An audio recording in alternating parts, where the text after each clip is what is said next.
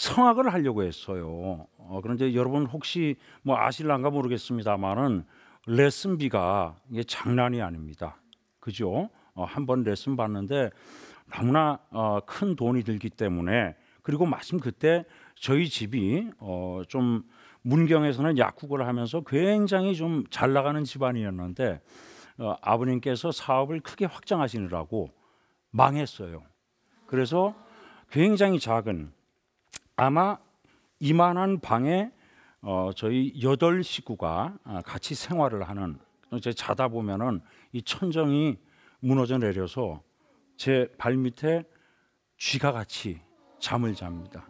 그런 좀 열악한 환경에서 살았기 때문에, 그리고 이제 어머님께서 이제 그 생선 장사를 하시면서 이제 저희 사남 일녀 남매들을 이제 키우시느라고 굉장히 좀 힘드셨죠. 그래서 제가 어머님께 레슨비를 달라고 할 수가 없었어요. 그래서 고민한 끝에 시험을 보지 말자, 재수를 하자, 그렇게 해서 재수하면서 제가 이제 그 장사를 했습니다. 지금은 아르바이트라는 개념이 있었지만은 72년도만 하더라도 그 아르바이트라는 말이 없었어요. 그러니까 학생 부업 뭐 그렇게 이제 불렀죠. 그래서 부업을 하기 시작했는데 제일 먼저 한 게 신문 외판을 했습니다. 그런데 신문 외판을 하다 보니까 이 뭐 수입이 좀 많지가 않아요. 그래서 이제 문학 전집 같은 거, 그 당시 이제 계몽사라는 그 어떤 큰 그 회사가 있었는데 계몽사의 문학 전집을 팔기 시작했습니다. 그런데 그것도 아는 사람한테 몇 권만 팔다 보니까 그 다음에 이렇게 팔 데가 없어요. 이거 어떡하지 고민하다가 그러면은 뭐 아무한테나 팔 수 있는 그러한 장사를 해보자. 그래서 리어카를 한 대 준비해 가지고 이제 야채 장사를 했습니다. 그 야채 장사를 동네에서 하니까 동네 아주머니들이 뭐 이제 아는 아주머니들이 많이 계시니까 젊은 총각이 리어카에 야채를 파니까 상당히 많이 이제 그 팔아 주시더라고요. 그래서 이제 돈을 모았어요. 그런데 이제 그 시험 볼 때쯤 돼서 재수할 때 과연 내가 성악을 계속 할 수 있을까라는 고민을 하다가 안 되겠다. 뭐 대학만 들어가는 게 문제가 아니라 대학 이후에도 레슨비를 감당하기 어려우니까 그럼 뭘 하지? 미술을 해볼까? 그림을 그려볼까? 라는 생각을 했어요. 그래서 미술학원에 등록을 했죠. 그런데 처음에는 종이와 목탄만 있으면 되는데 조금 지나니까 수채화, 뭐 유화 이런 걸 하는데 재료비를 감당할 수가 없는 거예요. 와, 그래서 뭐 이것도 힘들구나. 그래서 이제 고민하다가 그러면은 내 몸으로 할 수 있는 게 뭘까? 오로지 몸으로 할 수 있는 게 뭘까? 그래서 결론을 내린 게 뭔가 하면은 체대를 가자. 그렇게 해서 그때부터 이제 기계체조 그 학원에 등록을 해서 이제 열심히 했죠. 그런데 또 열심히 하다 보니까 그것도 문제가 생기는 거예요. 왜냐하면은 이런 말씀을 여러분들한테 드리면 우리 어머니를 욕되게 하는 거일 수도 있지만 먹지를 못하니까 가난해서 고기를 거의 못 먹었어요. 물론 어머니가 생선 장사를 하시니까 생선은 많이 먹었지만 이 그 단백질 고기를 섭취를 하지 않으니까 계속 빈혈이 생기는 거예요. 그래서 한 바퀴 돌면은 픽픽 쓰러지고, 특히 쫓아가서 공중회전, 뭐 뒤로 공중회전 이런 걸 하면 영락없이 쓰러지는 거예요. 그래서 야, 이것도 안 되겠다. 그러면서 이제 시리에 빠진 거죠. 그러다가 하루는 저희 집 흑석동이라는 그 동네인데 서울에, 거기서 84번 버스를 타고 화계사라는 그 제일 끝 동네를 갔어요. 산에 올라가서 저의 앞날을 이제 고민을 하면서 한참 뭐 정말 철학을 하고 있는데 어떤 분이 카메라를 들고 산에서 혼자 뭔가를 막 이제 찍는 거예요.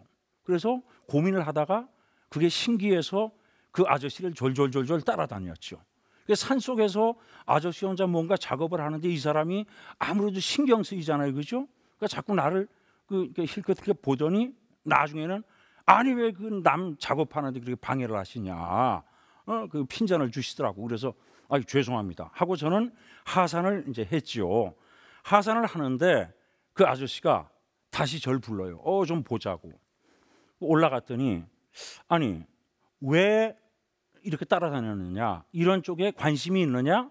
그래서 아닙니다, 관심이 있다기보다 신기해서 따라다녔습니다. 그랬더니 이분 말씀이 당신 얼굴을 보니까 연극을 하면 참 어울릴 것 같다, 이런 얘기를 하는 거예요. 그러면서 이제 본인 소개를 하시는데 본인은 중앙대학교 연극영화과 영화 연출 전공이고 지금 군대 갔다 와서 이제 그 졸업 작품을 준비를 하고 있다. 그런데 마침 자기 친구가 군대 갔다 와서 이제 또 그 극단을 하나 만든 연극 연출 전공 친구가 있다. 그런데 마침 지금 배우를 모집하니까 오늘 집에 들어가서 부모님하고 상의를 해보고 부모님께서 오케이를 하시면은 모월 모일 모시 흑석동에 있는 가고파 다방에서 만나자.